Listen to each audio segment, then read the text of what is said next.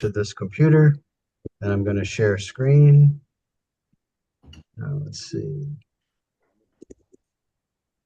And I hope the screen is showing, the slideshow is showing. Yes, it is.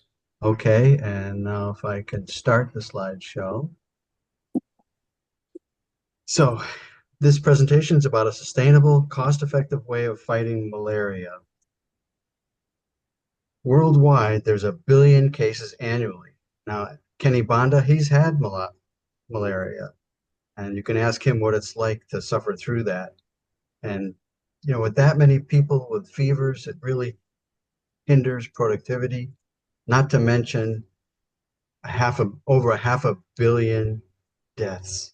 600,000 people die, many of them children. So this is a miraculous story, and Niskayuna Rotary is part of the story. Let me start with Dr. Brian Liss. He leads volunteer medical teams to Malawi every year. At first, it was just medical teams, but now he brings people in all sorts of fields. He's helping in a dozen ways, and he once said that a third of what he's been able to accomplish is just from the ideas that Niskayuna Rotary has given him.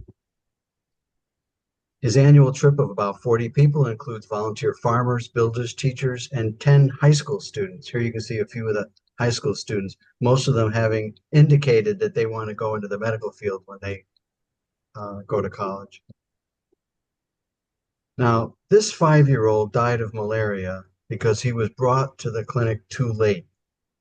And Dr. Liss said, "I'm unaccustomed to having children dying in my care," which is one of the things that motivated him to look into what could be done. So he found out that the World Health Organization, WHO, sanctioned internal residual spraying, IRS. And this is where the inside walls of bedrooms are sprayed, where the tired mosquitoes rest after biting somebody. And then when they rest on the walls that's been sprayed, they die. After 2 years but 2 years of spraying would cost $60,000. He wondered if Rotary could help him with that funding. By the way, at that time, Dr. Liss was still working, and his job, he's earning $200,000 a year, and he gives about a third of it away. So he was already spending $70,000, $80,000 a year on his projects and other projects. So and it's one of the things that motivates some of the volunteers is that when they go to Malawi, they say, "Hey, when I found out that you not only are not collecting overhead, but you're donating so much, that's somebody I want to work with." So he wondered if Rotary could help. So he did a Google search for Rotary in Malawi. That led him to Niskayuna Rotarian Kenny Bonda, because Kenny was from Malawi, he was a Rotarian, and the Google search led him to us. And here I am helping Dr. Liss draft a global grant. Now, we were not one of the partners. He found a partner club in Massachusetts where he lives and a partner club in Malawi. And I just helped him write the grant. The results, excellent. Oh, and I can also say that Dr. Liss came and visited with us and a couple other clubs in our district, and all three contributed to that grant. The results were excellent. The combination of Rotary's internal residual spraying plus mosquito nets provided by the Malawi government cut malaria rates in half. But it was not sustainable. One is the mosquitoes were becoming resistant to the sprays, but worse, the cost of the newly effective chemicals increased to $400,000 a year, or like, I'm sorry, I think I wrote that wrong. It's $200,000 annually. It's $400,000 for the same 2-year program. So, to do a follow-up grant would have been a stretch. So he went back to the drawing board. He's constantly researching ways to help his adopted village, not just in the field of malaria, but in nutrition. And he's brought Mooncatcher to his village. He's brought computers to schools. So if you visit his website, he's doing a dozen different things. But his research led him to the research being conducted at Worcester Polytechnic Institute, which is not too far from him, guided by Professor Pamela Weathers. This is Pamela Weathers, and she was doing research in a plant. She's standing in the garden of Artemisia annua, that it's effective, sustainable. Here's Helen in Professor Weathers' home, reviewing some of her research. So Professor Weathers, she's managed a research lab at Worcester Polytechnic Institute for over 30 years, bringing in guest scientists, guests from other schools, PhD students work there, and it's demonstrated that Artemisia annua is effective in eliminating the malaria germ. The but that's so she has the research evidence, but it's the evidence in the field that's really overwhelming. So this Artemisia annua plant that makes a chemical called artemisinin. That medicine won the 2015 Nobel Prize in medicine. It dates back to 200 BC, and it's listed in a book, in an ancient Chinese book called 52 Prescriptions. It's one of the 52 medicines that are listed.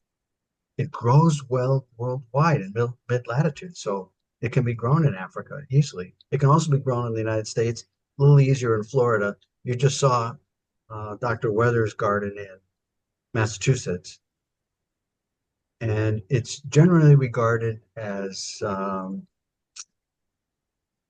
uh, as a herb that is not harmful. It's produced, and the chemical is produced in these little nodules that you can see on a leaf. It revealed that the plant has about 20 different compounds with anti-malarial properties, which is kind of nice because we saw how mosquitoes develop the resistance to one chemical. Now it would have 20 different compounds that it would have to resist before it became ineffective. It must be the species Artemisia annua. It can't be just Artemisia. So don't run out and buy Artemisia plants. So for example, Artemisia afra does not have those characteristics. However, Professor Weathers says in addition, there are several different cultures of this species. So you can't even just buy Artemisia annua. You can't even buy that species to be sure you have the right one, because the culture that's right for you depends on the number of daylight hours that you have every day. So one culture will be right for Florida, another would be right for Northern Africa, another for Southern Africa. And it depends on, again, on the daylight hours. And in the US, we can do tricks with indoor lighting. You know, we have the funding. We can do tricks with indoor lighting to get the number of hours required. But this is her contact information. I spoke with her the day before yesterday, and I asked her, is it okay to share it? And she said, yes, please do. Getting the word out is important to her as her research. For getting seeds and guidance, she says it's best to contact a group in France. It was started by a woman who stumbled on the same thing Dr. List did, and except she really tackled it in a big way. She created La Maison,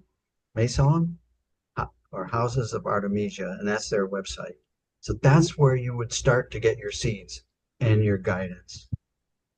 These are the places where the houses of Artemisia have been constructed. There's over 130 of them in 28 countries. I think this might be as of 2 years ago.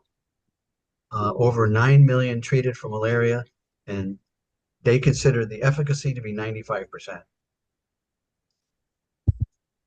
According to Professor Weathers, there are world maps showing where malaria is prevalent, and it agrees with the locations of the houses of Artemisia.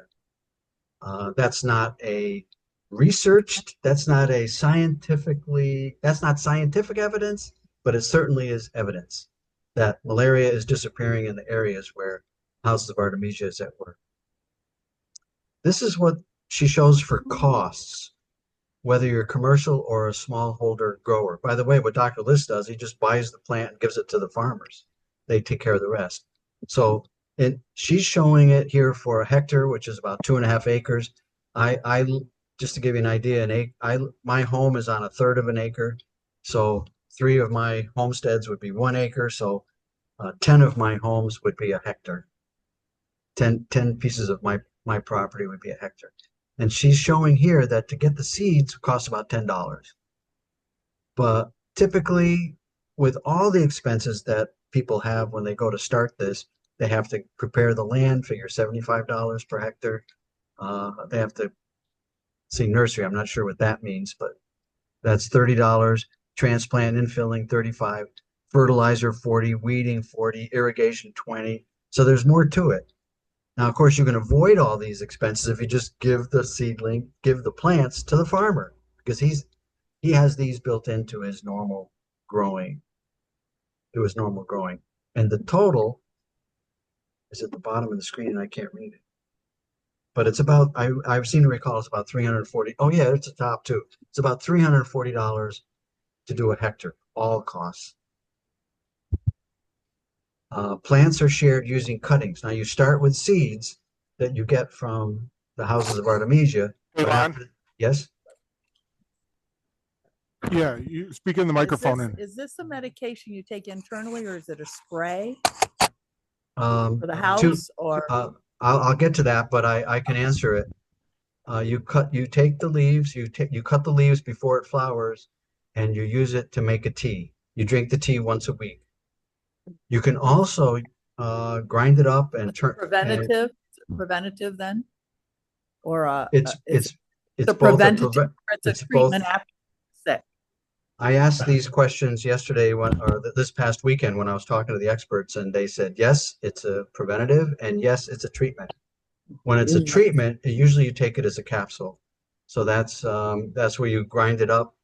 I remember it's even possible for someone to buy a capsule making machine and buying the capsules if somebody wanted to go that far, or they can just purchase it on the market.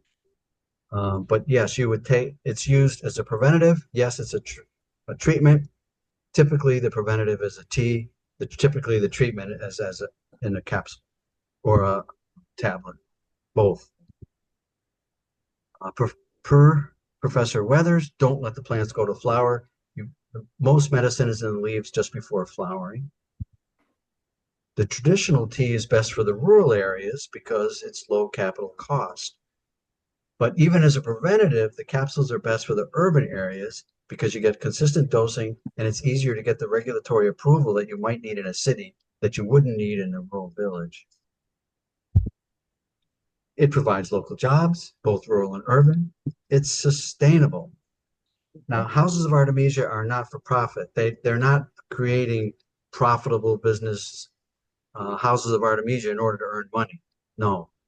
But it is sustainable in that they do sell the tea leaves, and which pays for the workers and the supplies from the sale of. So it's sustainable. It doesn't rely on a continued source of Rotary funding or outside funding. Now, this is kind of a side benefit that according to the climate scientists at Carbone 4, which I imagine is a French group, they say that planting the Artemisia yourself and making tea has 14% of the carbon footprint as making pills or buying the same ingredient in a pharmacy. So why isn't it globally implemented? Why are we holding this secret in our hands and it's not happening around the world? Well, one is communities are unaware of it. They don't know what you now know. And second is politics. The United Nations World Health Organization has not added Artemisia annua to their list of solutions for malaria, probably as pressured by Big Pharma. I have no evidence of that, but that's certainly Dr. Weathers' opinion. And remember, when Dr. List first wanted to tackle malaria, where did he go? He went to WHO. He looked for what's the solution, and they told him spraying, which made me a little nervous, but if he went there today, or if anyone went to WHO today, they would not see this solution, unfortunately. Hopefully that'll change someday. So back in 2019, Dr. Liss purchased 1,500 plants. Some were given to farmers, some were planted in common areas for the benefit of all. And 300 households back in 2019 started drinking it. In 2020, after seeing evidence of success, he bought 3,000 more plants. Whoa.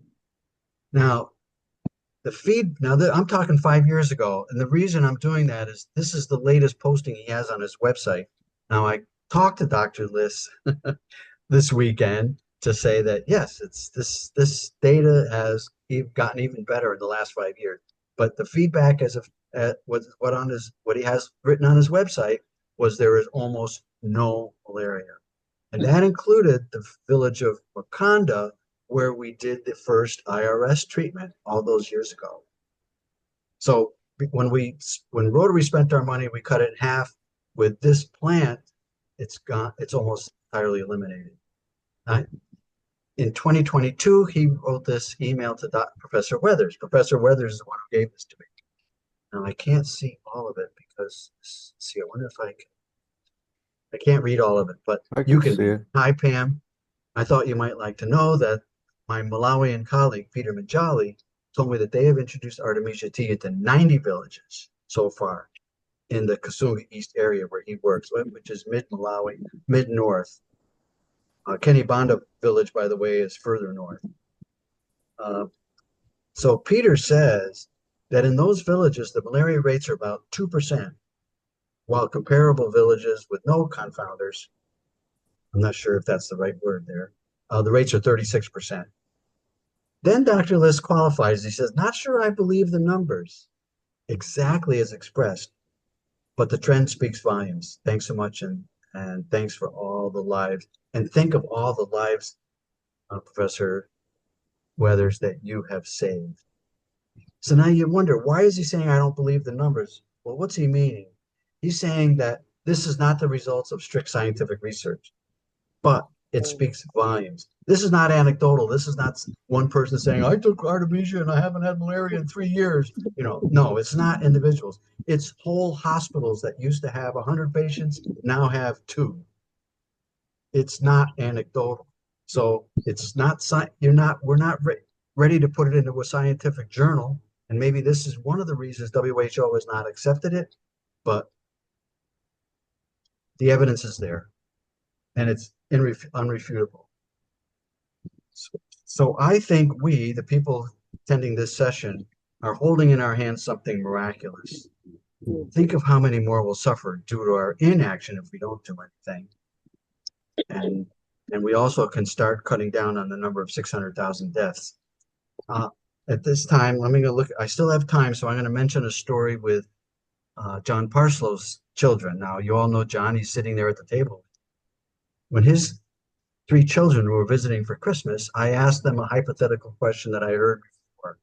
I said, if I will give you $1 million, but if you accept, somebody around the world has to die. They all said, without hesitation, no, I won't take the money. And then I argued. I said, well, wait a minute. If you had that $1 million, think of how many lives you could save. Think of how many moon catchers you could give. Think of how much Artemisia plants you could buy. They would not do it. They would not allow one death. So we essentially are violating that condition every day of our lives, because we all know that there are so many deaths in the world today because of malaria, because of starvation, because of our inaction. We morally have that same responsibility to do something. So I think we are holding in our hands something miraculous. So what can you do? What can we do? First, don't send money except to groups you trust. So you could send money to Houses of Artemisia. You could send money to Dr. Liss, Bridges to Malawi, or you could send it to any Rotary Club treasurer. But I would be cautious to send it to any individual. As you know, we've gotten scammed a few times, even by individual Rotarians. But this would be my group. Don't just reach for your checkbook. unless you send it to one of these three. What else can we do? We contact house. Now, I wrote this thinking I would have more people around the world attending, especially Africans. We do have 3 visitors, but for them, they can contact the Houses of Artemisia headquarters, ask how, or I guess, yeah, ask how we here in the US, we can ask how can we help them, and the people in Africa and Haiti can ask how do we get started? What else can we do? We can contact some of the houses of Artemisia. So, for example, my friends in Uganda, I gave them the phone number, the nearest house of Artemisia, which happened to be in Kenya. So on the online map, the one that you just were looking at that showed all the houses of Artemisia, if you click any of the pins, it gives you the contact information. So it'll say, the one in Kenya, here's their phone number. Call them, ask for plant clippings, ask them for advice, of course, and give the plants to local farmers. It saves you all those other farming expenses if you just give them to the local farmer and show them how to make the tea. Believe me, they're all suffering from malaria. They will want to do what it takes to make the Artemisia plant successful. What else can we do? We could create a malaria WhatsApp. Now, we do have an inactive Heartbeat E-Club WhatsApp group, so we could just adopt that one because it already has maybe 50 members on it who are just sitting there around the world who might be willing to, who would be excited to participate in a movement like this. One, it would need a group leader. If somebody wanted to volunteer to organize the weekly meeting or the monthly meeting. Now, Rotary Youth Leadership Award. That's a training for teenagers. And Dave Hitchcock, our past president, was very active as a mentor for that group for years. And I only attended a few of their meetings, but it impressed me that when they ended their meetings, every attendee said what they plan to do before the next meeting. Like, since they were trying to do things like getting along better with other people, student might say, well, I will, before the next meeting, I'm going to go talk to one of the fellow students who I'm having a feud with and try to resolve it. Then the following week, they would start the meeting where everyone would then report on what they accomplished compared to the goal they set. So that's the same kind of, if a WhatsApp group forms to fight malaria, that's one of the things they could do, where everyone at the table has different things that they could perform. They could say, well, I'm going to send something to the Rotary magazine, or I'm going to post something in the local newspaper, and so forth. And then they would have to report the following week or month if they did it or not. Visit the hospitals, take inventory of the number of malaria patients, and provide the doctors with tea leaves. In other words, help the doctors prevent and cure malaria. Publicity, share the story within your Rotary district, share it with local media, translate the story for the farmers. And the story is obtained from Professor Weathers, from the Houses of Artemisia, from Dr. Liz, Bridges to Malawi, and from me. So thank you. And I'll leave on the screen references. And I won't close the screen just yet, but I certainly open it up for questions and comments. Well, if you give me $100 million, is the person on the other side of the world 100 or 20 if they got to die? It's a strong ethical question, and to tell you the truth, I would take the million. I would say, well, with that million, I could save 1,000 lives. But on the other hand, if that child is going to die as my grandkid, now you've phrased it a different way. So right. I wish I could say I would take the same high ground as John Parslow's kids, but I'd be sorely tempted. I'd lose a few nights sleep over that one. Right, Dr. McKenzie has a question. Yeah, Lon, thanks very much. I was aware of that the artemisinin is used in a lot of malaria treatments. I wasn't aware that it can be used for a prophylaxis like this. Can you tell me on with the plants, are they seasonal? And if so, how do the villagers get the tea all year round? Can they save the plants, or is it a plant that grows all year round? I don't know the answer, but what I do know is that in Africa, it's a perennial. So if it does die, it comes back the following year. And I also know that, I mean, I should say it could go dormant and come back the following year. So it's a perennial. Secondly, she did say pick the leaves before it flowers. So that tells me somebody's picking these leaves and figuring out a way to preserve it. Maybe they put it in a dry place so they can have it year round. Because Maybe you've sort got of to like take, any other kind of dry tea. if you're going to make the tea once a week, you have to have access to it. But if you can't take it after it flowers, somebody has to have picked it beforehand and preserved it. Is it native to Africa? Not sure I know the answer to that. I don't know. Maybe I could do a quick Google. Well, I'll leave that as an action item. I'll answer that next week.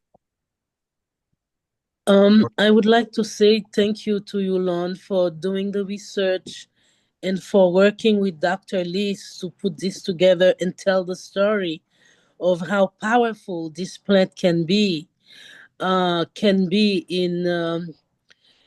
in resolving this major issue that the people of Africa, people who are not really having that solution. So thank you for telling the story. And I am concerned that they would not, like the United Nations would not include that plant, because as you said, it's sustainable. If you have the seed and you plant it, it can come back. I wonder why, really, whether maybe they do not know about that. Maybe they don't understand how sustainable it can be in terms of cost, reducing cost, and supporting itself.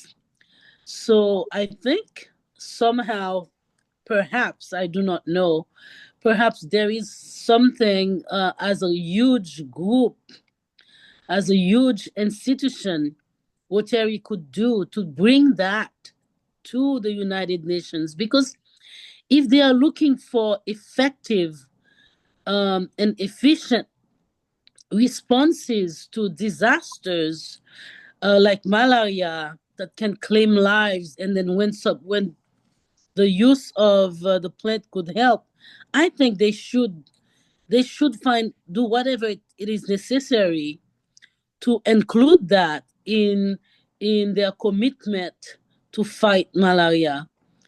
But thanks again. If we have access to your presentation, I went and checked the house, La Maison de Artemisia online, and I see it. So I can check to see if there is any way that we can connect with them, perhaps get the plants and that. Thank you again.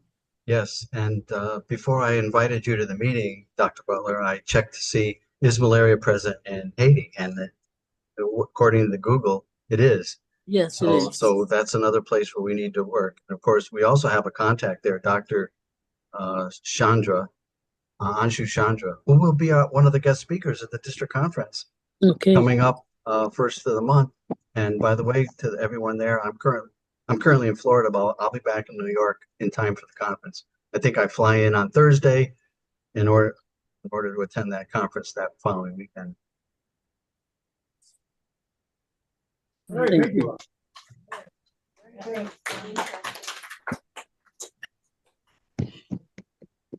And I'll stop the Any recording. other